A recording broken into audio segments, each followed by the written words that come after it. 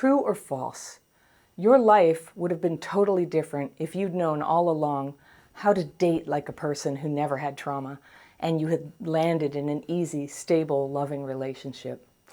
If you were abused and neglected as a child, chances are high that you've spent years of your life struggling with the effects of childhood PTSD on your romantic life. And this is one of the cruelest ways that the damage of a hard childhood shows up. We end up either alone or in relationships where we're not loved or not safe or just not happy. It's not supposed to be that way. It's possible to heal the thinking and behavior that keep activating old childhood wounds. If that's a priority for you, you'll want to watch this video where I list 20 signs that the abuse and neglect that happened to you when you were a child may be having a negative impact on your romantic life now. And I'll tell you what you can do to start changing that. Number 1, do you find yourself attracted to unavailable, destructive, or abusive people? That's probably one of the most universal signs that a lot of us have noticed are common for people who had a hard childhood. Number 2, have you found yourself rushing into relationships? And this includes having sex, living together, and even getting married before you really know the person. That seems to be connected to having an attachment wound. The sort of neglect that you may have experienced as a kid can cause you to have very poor judgment about when and how to get into a relationship. It happens too quickly. There's an anxiety that comes up that you just want to push down, and getting together feels like it's going to work. 3, at the opposite end of the spectrum, do you tend to avoid relationships altogether, even though you'd like to be in one? There's a word for that. It's called intimacy anorexia or relationship anorexia, and it's also very common for people with CPTSD.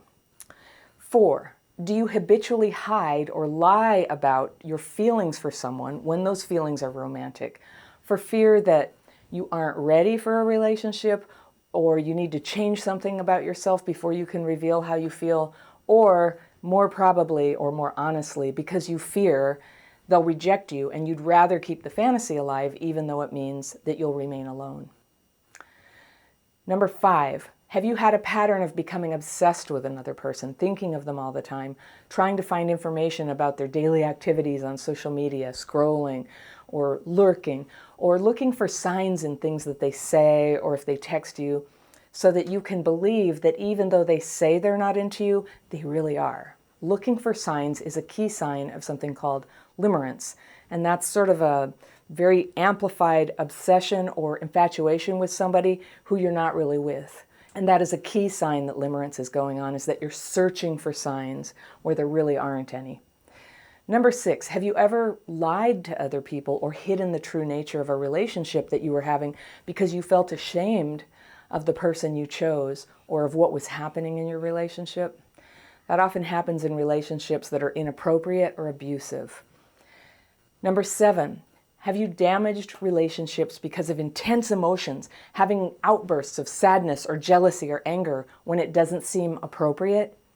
That could be a sign that you're emotionally dysregulated. It's also very common with childhood PTSD.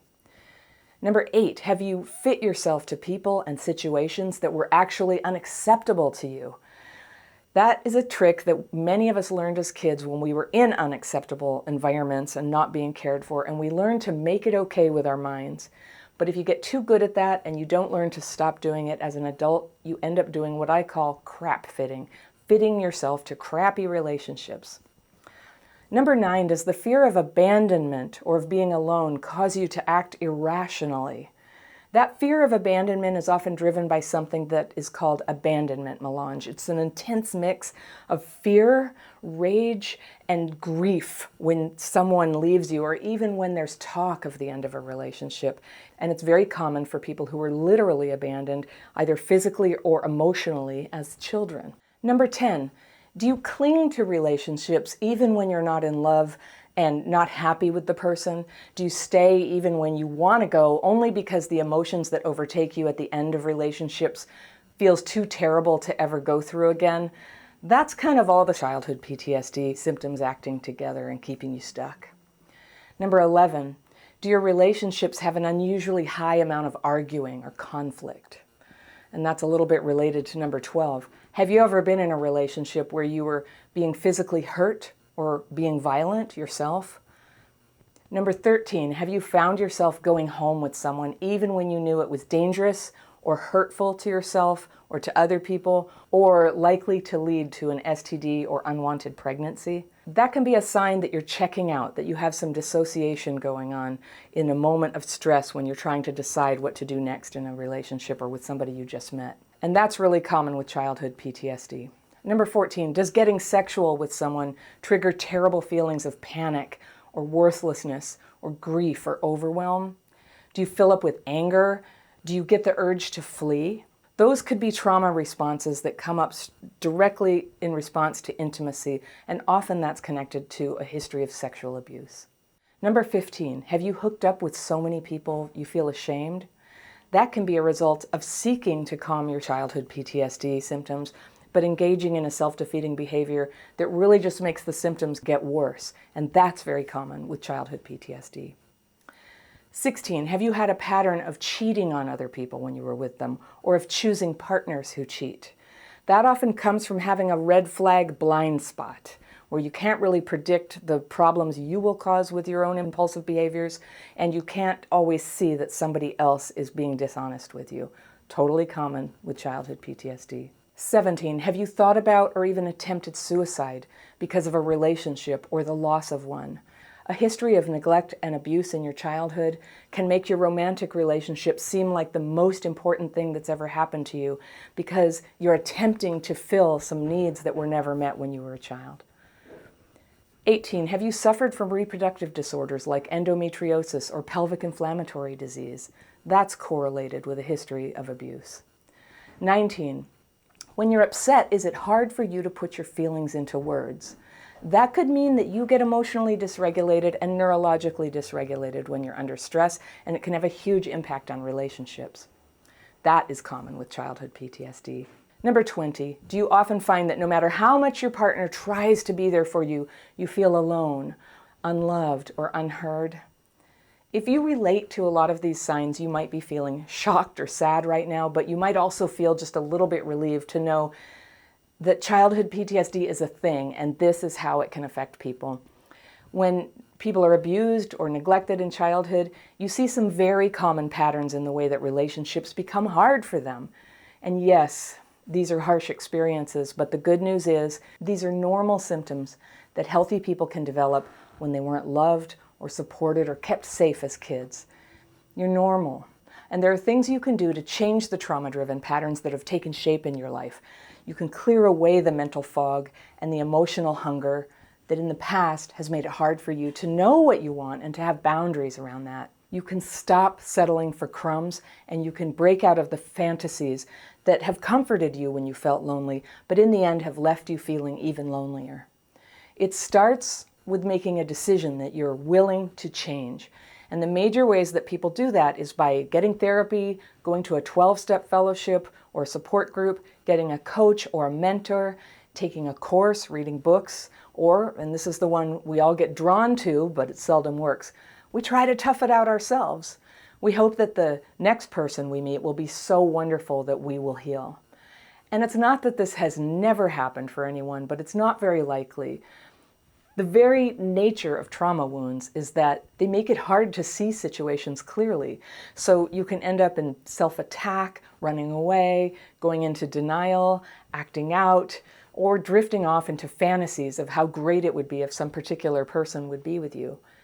Healing happens here in the real world, and the success of your healing goes way up when you have the courageous vision to own what you want in a relationship, your heart's desire, and when you have people who support you in taking courageous actions that prepare you to have that relationship. So courageous vision and support for courageous action. We're not talking about anything magic. We're talking about developing clear thinking and self-honesty so that you can stop the trauma-driven behaviors and take common sense actions to heal and change your life. What I have to tell you about this could be a whole book, and in fact it will be, but for now, if you want an assignment, I'll ask you to write down exactly what you want in a relationship. Like, don't be shy, write down what you really want. I know you might not get it, There are many things in life we want but don't get. That's fine. But write down what you really want. You're going to notice as you write that a lot of things in your life now are not leading you to what you want. In fact, they might even be blocking you. So if you don't consciously work to change a negative pattern like that, it's very likely to keep repeating. So as you write what you really want, not a specific person, try to avoid that, but just write the conditions, the characteristics, okay? The kind of person that fits you and how you want to feel in a relationship. Do you seek to feel really loved? Do you want to feel in love? Do you want to feel deeply secure? You can write that. Write it down and don't talk yourself out of what you just wrote, okay? You don't have to change anything, not today. Just allow yourself to see the words that you wrote and to feel what it's like to write it down, what it is you really want. There are dozens of things that you can do tomorrow about it if you choose to, but for now, let the honesty and dignity of you owning how you really feel to begin to heal you. Thought by thought and cell by cell, this is always the first thing I teach in my courses and coaching programs for people who are learning to date and have better relationships. And if you want to check those out, I've always got them linked down below in the description section.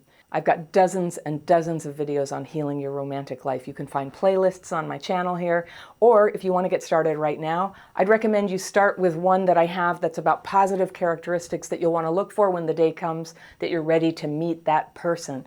That video is right here, and I'll see you very soon.